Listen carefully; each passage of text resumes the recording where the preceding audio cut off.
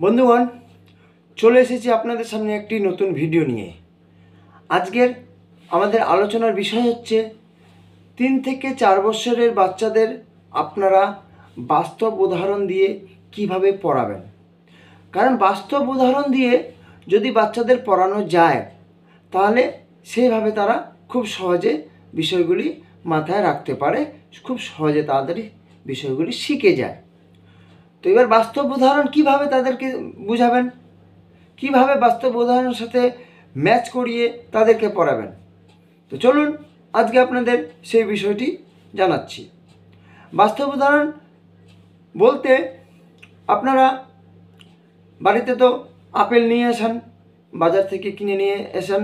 হ্যাঁ, তো বাজার থেকে যখন আপনারা আপেল কিনে নিয়ে আসেন তখন তারপর কি হয়, আপনারা আপেল খান বা বাচ্চাও আপেল খায়।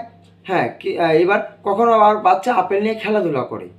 তো বাচ্চা আপেল খাওয়ার মাধ্যম দিয়ে হোক বা খেলাধুলার মাধ্যম দিয়ে হোক, যখন সে হাতে নিবে আপেলের সাথে, যখন সে পরিচিত, ও যখন ও হয়তো জানতে চাইবে মন থেকে, হয়তো বলতে পারবে না যে এটি কি। তো আপনি তাকে জানিয়ে বাচ্চাদের শিখিয়ে দেন বা বলে দেন যে এটি বাংলা থেকে আপেল আর ইংলিশ থেকে অ্যাপেল। তার সাথে সাথে এটিও শিখিয়ে দেন যে এ for Apple, A for Apple. তেমনই আবার বাচ্চারা বল নিয়ে খেলাধুলা করে, তো বলের সাথে পরিচিত। তো বল মোটামুটি বাচ্চাদের সবার আশেপাশে থাকে। তো বল যেমন আছে, তো আপনারা বাচ্চাদেরকে শিখিয়ে দেন যে বি ফর বল। তাহলে এটি খেলাধুলার মাধ্যম দিয়ে তারা শিখতে পারবে বি ফর বল।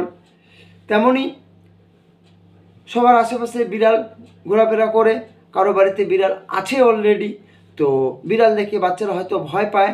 তো যাই হোক, যাতে বেশি ভয় না পায় সেভাবে খেয়াল রাখবেন। তো বাচ্চাদেরকে শিখিয়ে দেন বা বলে দেন যে বিড়াল এর ইংলিশ অর্থ হচ্ছে ক্যাট, অর্থাৎ সি ফর ক্যাট। তেমনি আপনাদের আশেপাশে বা বাচ্চাদের আশেপাশে কুকুর ঘোরাফেরা করে, তো কুকুর যেমন বাংলা তেমনি তার ইংলিশ অর্থ হচ্ছে ডগ। তো বাচ্চাদের সেটিও বলে দিন যে ডগ অর্থাৎ D for dog, D for dog. তেমনি ই, একদিক থেকে ই ফর যেমন এলিফ্যান্ট হয়, তেমনি আবার আর একদিক থেকে ই ফর এগ হয়। কথা হচ্ছে যে বাচ্চারা যেটির সাথে বেশি পরিচিত তাকে সেই উদাহরণ দিয়ে বোঝান।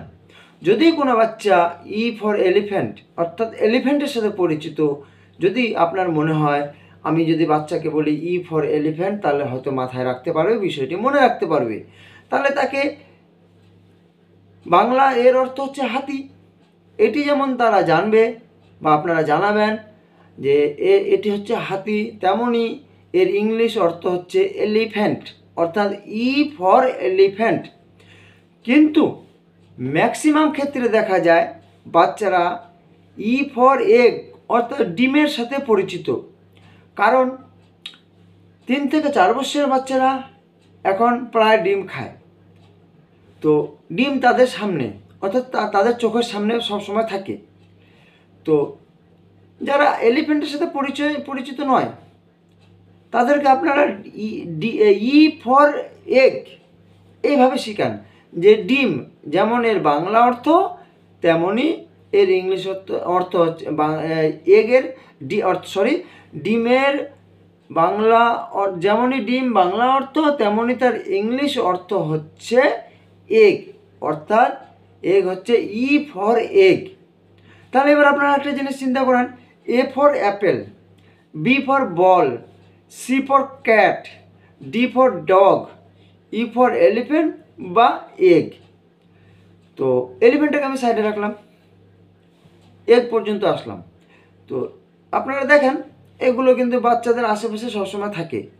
এবার যেহেতু সবসময় থাকে, তাহলে এইভাবে যদি আপনারা তাদেরকে জানাতে পারেন বা শিখাতে পারেন, তাহলে যখন তারা অ্যাপেল অর্থাৎ আপেল দেখতে পাবে তাহলে কিন্তু মাথায় ওদের রিমাইন্ড হবে, এটি তারা ওরা নিজে নিজে রিমাইন্ড করে ভাববে এটি হচ্ছে অ্যাপেল।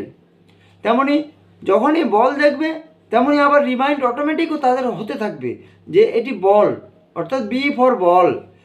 যেমনই আবার ক্যাট অর্থাৎ বিড়াল দেখতে পাবে, আবার রিমাইন্ড হবে।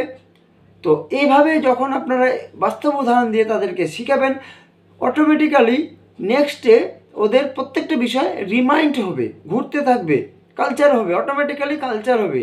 আর যখনই কালচারটা অটোমেটিক্যালি হবে তখন কিন্তু তারা তাড়াতাড়ি জিনিসটা স্মরণ করতে পারবে, বিষয়টি স্মরণ করতে পারবে। তো এভাবে বাচ্চারা খুব তাড়াতাড়ি শিখে।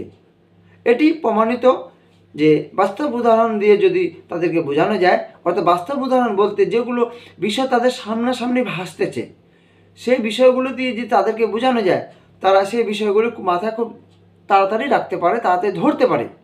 এইভাবে ওরা তাড়াতাড়ি শিখে বিষয়গুলো। তো আপনারা এইভাবে তাদেরকে শেখান, দেখবেন যে আপনার বাচ্চা পড়াশোনায় উন্নতি করবে। তো বন্ধুরা, আজকের ভিডিও এই পর্যন্ত। দেখা হবে পরবর্তী ভিডিওতে। আমাদের ডিসকাশন অন এডুকেশন এই চ্যানেলটি আপনারা অবশ্যই সাবস্ক্রাইব করে রাখবেন, কারণ আমরা ডেইলি প্রতিদিন আপনাদের বাচ্চাদের শিক্ষা সংক্রান্ত ভিডিও এই চ্যানেলে নিয়ে আসতেছি। ধন্যবাদ।